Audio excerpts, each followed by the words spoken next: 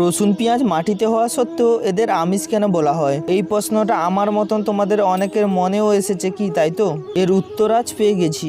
দেখো, যখন অমৃত মন্থন হয়েছিল তখন বিষ্ণু ভগবান মোহিনী রূপ ধারণ করে সমস্ত দেবতাদের অমৃত পান করাচ্ছিল, কিন্তু তাদের মধ্যে একজন রাক্ষস ছিল সর্বভানু, যে দেবতাদের লাইনে এসে এক ফোঁটা অমৃত পান করে নেয়। তখনই সূর্য এবং চন্দ্র বিষ্ণু ভগবানকে বলে এটা রাক্ষস, দেবতা নয়। মোহিনী সঙ্গে সঙ্গে বিষ্ণু রূপ ধারণ করে তার গলা কেটে দেয়। যেহেতু এক ফোঁটা অমৃত সে পান করে নিয়েছিল, অমর্ত্য হয়ে গেছে, কিন্তু যেহেতু মাথাটা শরীর থেকে আলাদা হয়ে যায়, তো মাথা হয়ে যায় রাহু আর শরীর হয়ে যায় কেতু। মাথা থেকে যে রক্ত মাটিতে পড়ে সেটা থেকে তৈরি হয় পেঁয়াজ, আর শরীর থেকে রক্ত যেটা মাটিতে পড়ে সেটা থেকে তৈরি হয় রসুন। এই জন্য পেঁয়াজ, রসুন আর মাংসিক খাবার খেতে বারণ করা হয়, কারণ আমাদের কনসাস এবং সাবকনসাস ব্রেনে কানেক্ট হতে পারে না। দেখো, আমাদের মধ্যেই ভগবান আছে, আবার আমাদের মধ্যেই শয়তান লুকিয়ে আছে। যেমন আমরা যখন কোনো অন্যায় করতে যাই তখন একটা মন বলে যে অন্যায় বেশি করে কর, এটাই হলো শয়তান, আর একটা মন বারণ করে যে এটা করা উচিত নয়, সেটাই হলো কৃষ্ণ কনসিয়াস। অর্থাৎ ভগবানই আমাদের বারণ করে যে এটা করা উচিত নয়। এবার ভাবো যে তোমাদের জীবনে তোমরা কাকে আনবে। Tata, by.